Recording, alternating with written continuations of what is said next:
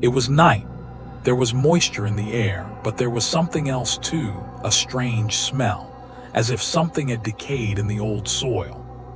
This story is about an area in Okinawa where humans are few, but some other things exist in abundance, those things whose existence people do not acknowledge, yet their presence is felt.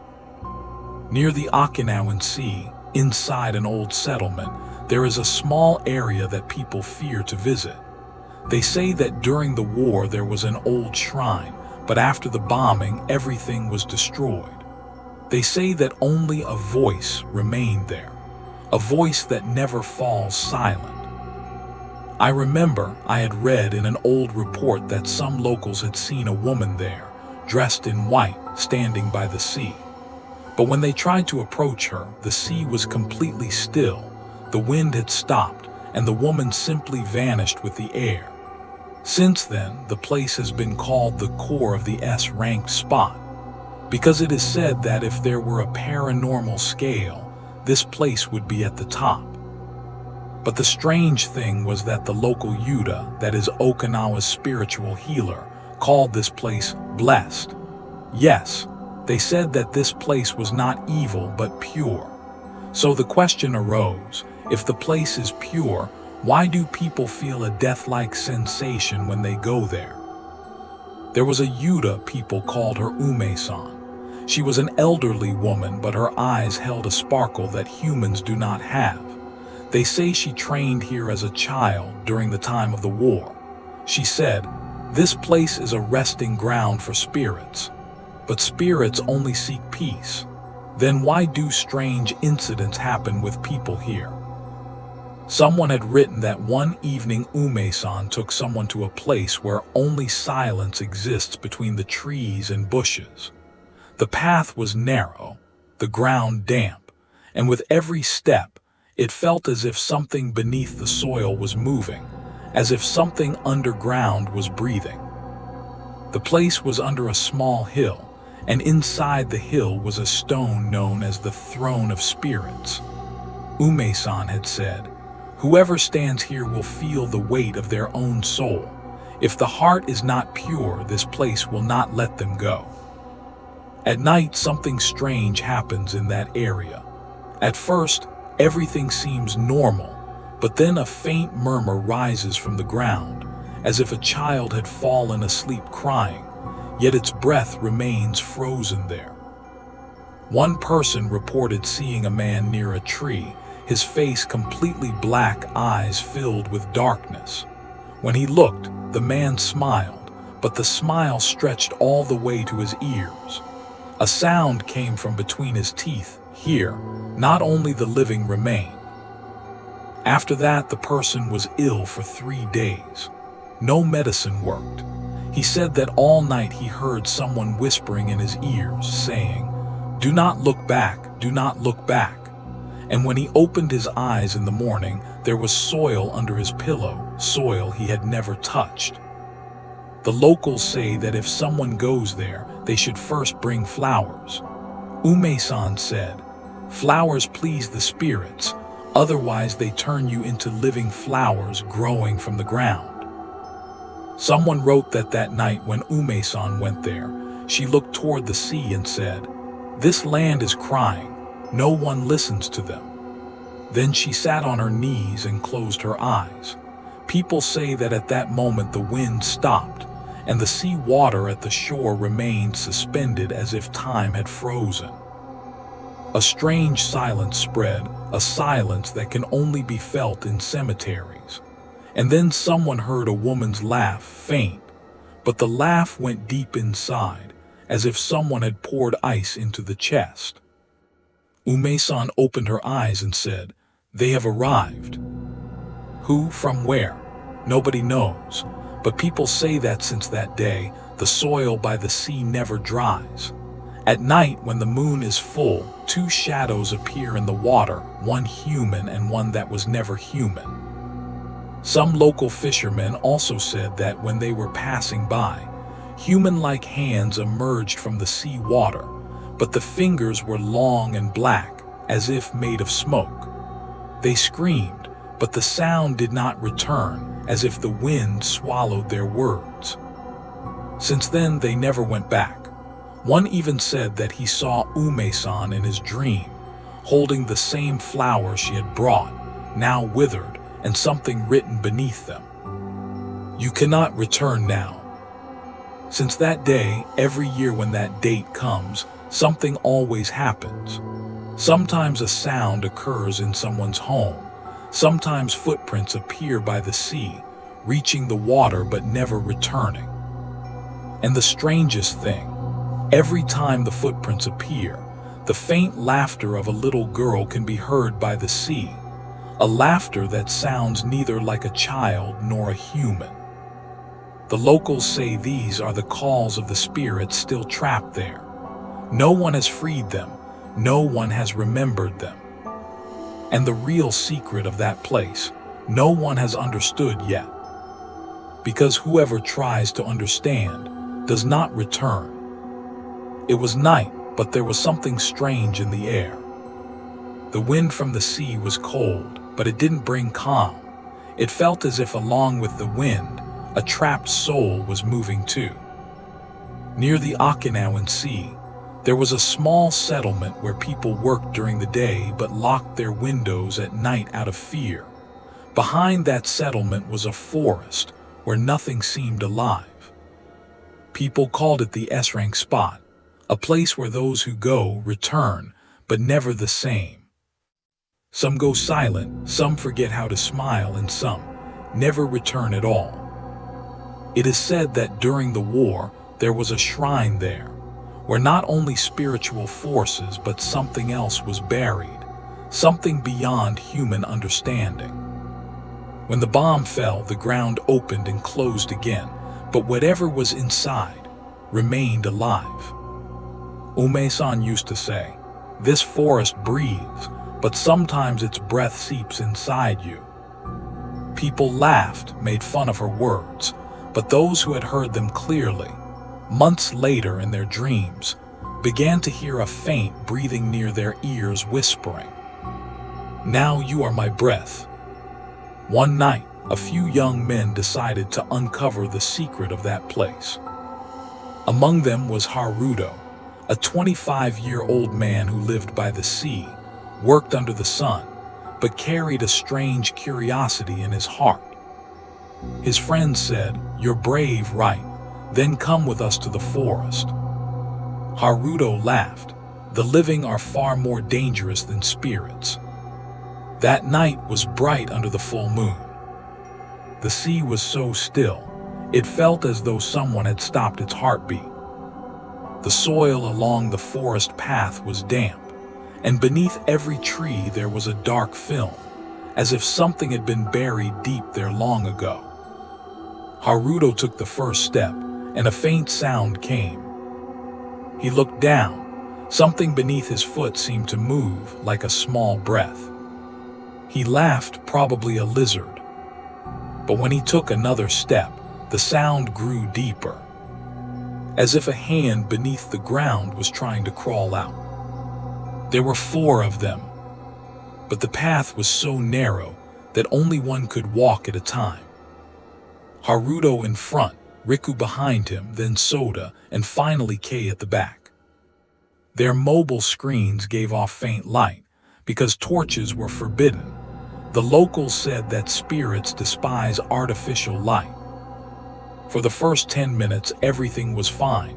Then the wind stopped. The trees swayed, but there was no sound. And then a faint laugh echoed, childlike, but it stretched unnaturally long, like a child laughing through tears. Kei whispered, "Is someone else here?" Riku replied, "No, but it feels like someone's calling our names." Haruto said, "There's no one here, keep moving." And then, for the first time, they saw it. Between 2 trees, there was a stone, carved with old Japanese writing. "This place belongs to those whose names are forgotten." Haruto touched the stone. The ground trembled. A wave of cold ran through his hand, not the kind a human can feel, but the chill of death itself. When he lifted his hand, blood dripped from his fingers, yet there was no wound. From behind, Kei screamed. Haruto looked back. Haruto turned. Behind the tree stood a figure in white. Its face was hidden, only two hollow holes where eyes should be. The woman raised her hand, and instantly the air turned cold as ice. Haruto shouted, "Run!" They all began to run, but the path kept leading them back to where they started. Every direction the same tree, the same soil, the same silence. The forest was turning, as if it were alive, drawing them in. Kei tripped, the soil beneath him pulled him down. Only his hand was visible for a moment, then the ground became smooth again, as if nothing had happened. Riku screamed, "There must be a way out."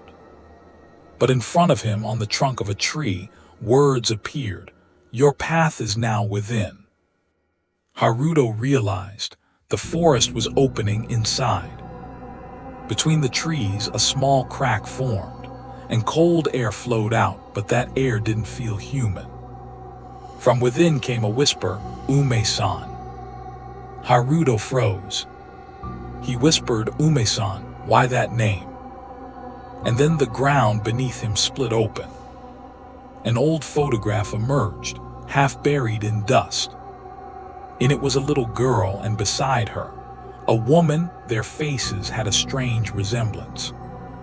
But behind them loomed a shadow, tall, faceless, making it seem as though they weren't separate beings, but parts of it. By morning, only Haruto was found. He was lying near the beach, eyes wide open, but he wasn't seeing. His lips moved, whispering only one word, "breath."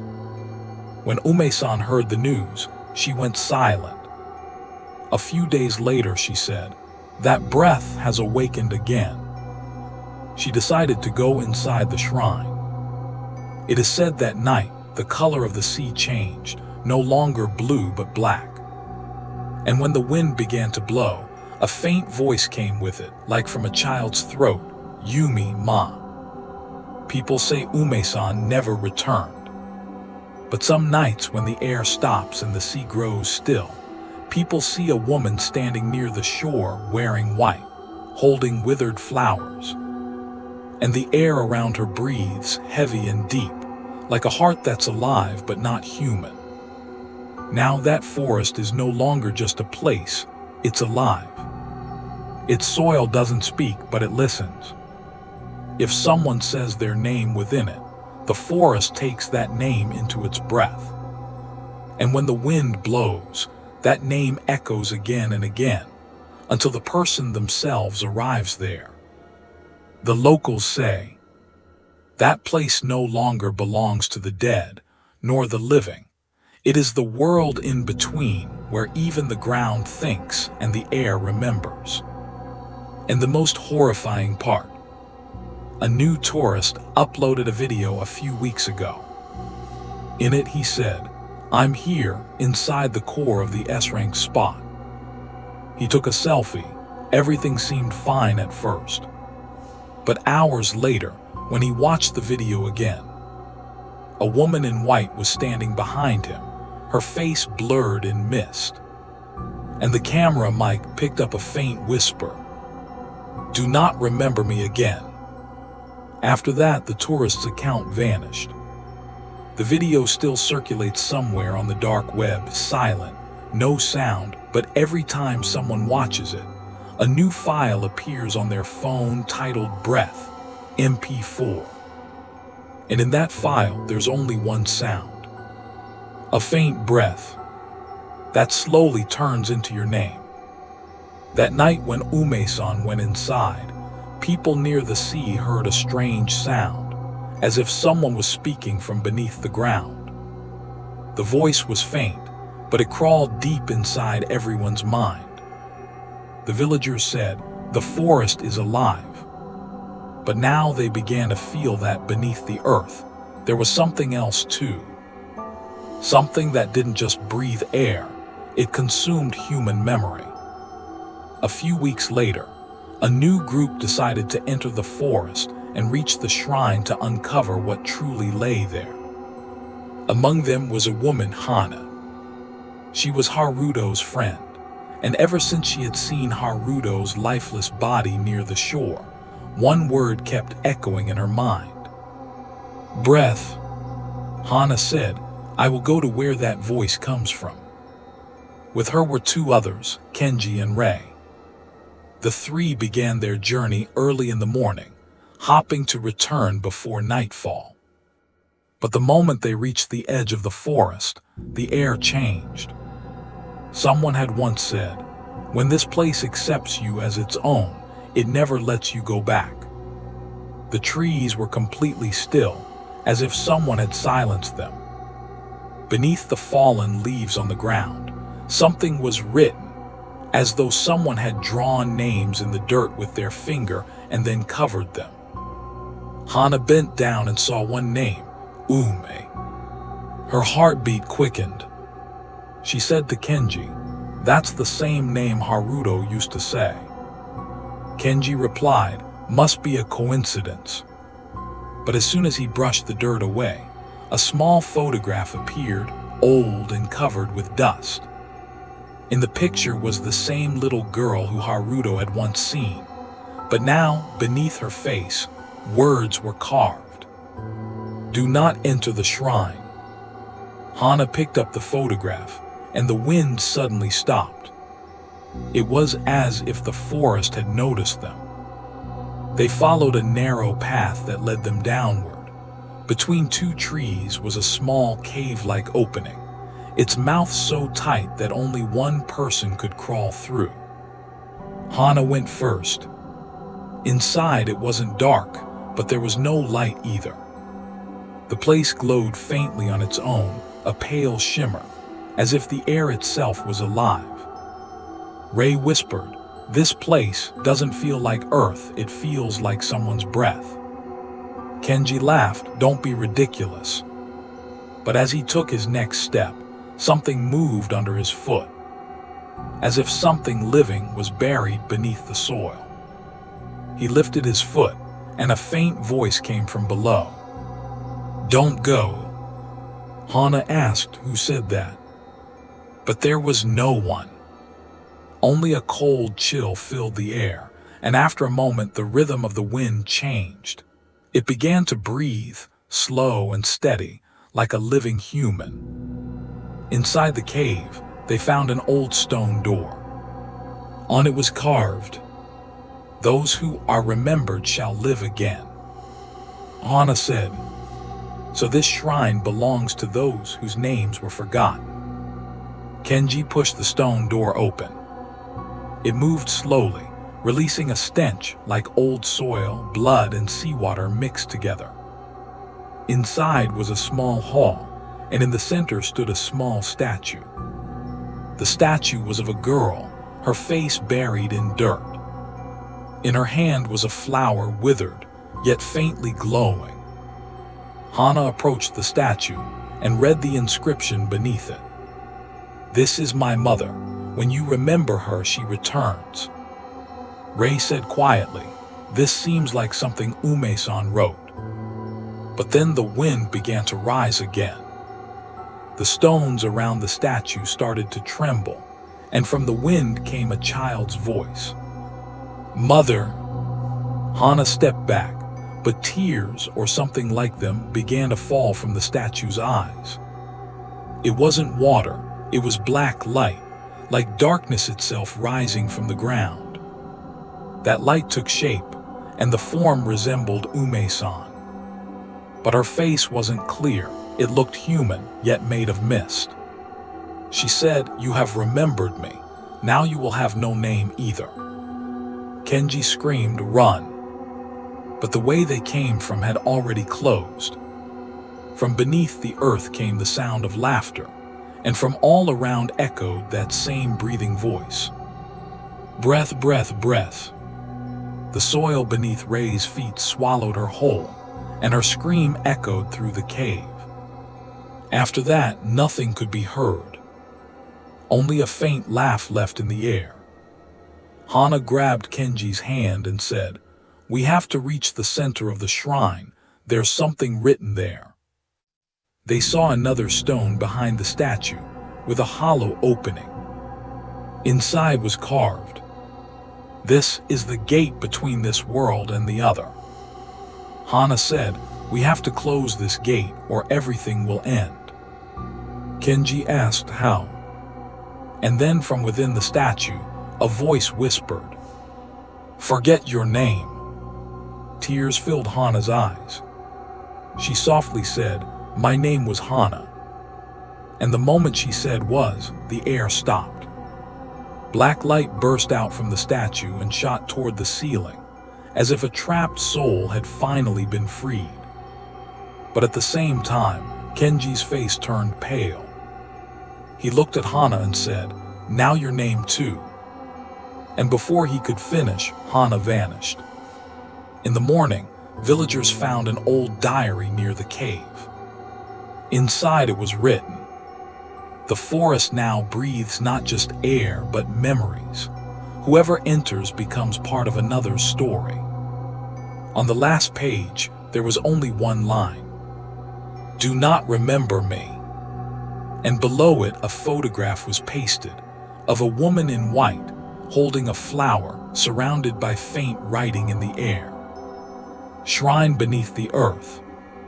Since then, people say that when the sea becomes still at night and the wind stops, a new breath can be heard near the beach. It's Hana.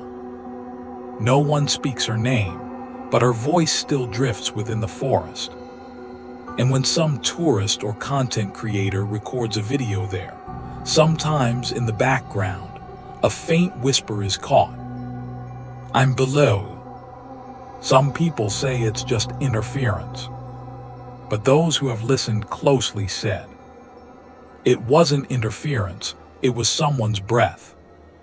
And when they upload the video, a new account comments under it. The sea was completely silent. No wind, no sound of waves, no rustling of leaves. Only that peace, the kind you find after death. The people of Okinawa no longer went near the forest. They had sealed off the path to the shrine and called that place the Forbidden Ground. But how long can a land escape the souls buried within it? If the earth breathes, how long can it hold back its hunger? A few months later, something strange began to happen. At night, people started receiving unknown messages on their phones. Each message said only one thing: "Do you remember me?" And if someone replied, the next day their phone was found dead, and so were they. Police claimed it was some hacker, but the locals knew it was Ume-san. Or maybe the thing that had been trapped with her inside the shrine. Once, a vlogger named Kaito decided to go there and make a documentary. He said, "I'll record everything. I'll bring back proof." He had a drone, a camera, a mic, everything. But what he truly had was curiosity. And that's the one thing that destroys every human being. Kaito started recording late at night.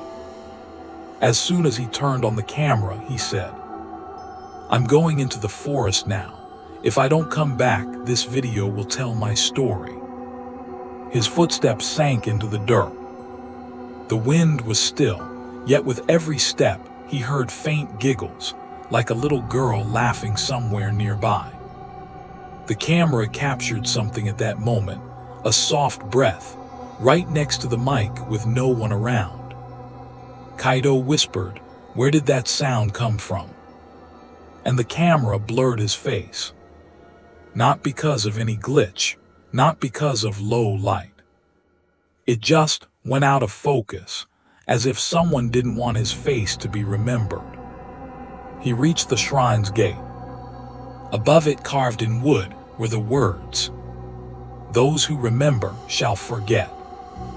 Kaito pushed the door. It opened on its own. Inside there was no air, just a strange swirling emptiness. Around the camera lens, Something flickered, a thread, a shadow, a face. Then a voice echoed, and the mic recorded it perfectly. "What is your name?" Kaido didn't reply. The voice whispered again. "If you won't tell me, I'll take it myself." The camera fell. The screen went black. But the mic kept recording. What followed was a whisper that made everyone who heard it fall silent.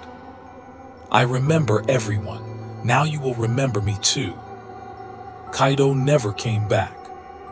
But a month later, his channel reactivated. A new video was uploaded with no title.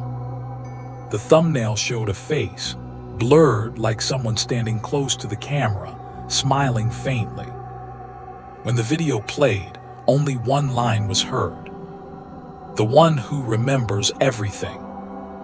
And in the background, a heartbeat.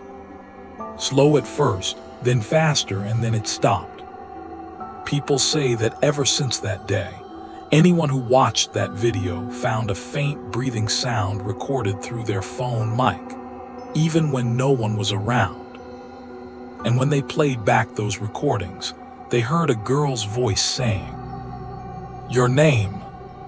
Then a cold silence, followed by soft laughter. Some people's front cameras turned on by themselves. And in the screen, they didn't see their own reflection, but someone else. A pale face with no eyes. Its lips moving, whispering, "I remember you." The elders of Okinawa still say that place is no longer just haunted. It has become a memory. A living memory that seeps into anyone who speaks of it. Every time someone mentions the core of an S-ranked haunted spot, a faint breath can be felt in the air right behind them. Some say it's just the wind, others say it's something alive.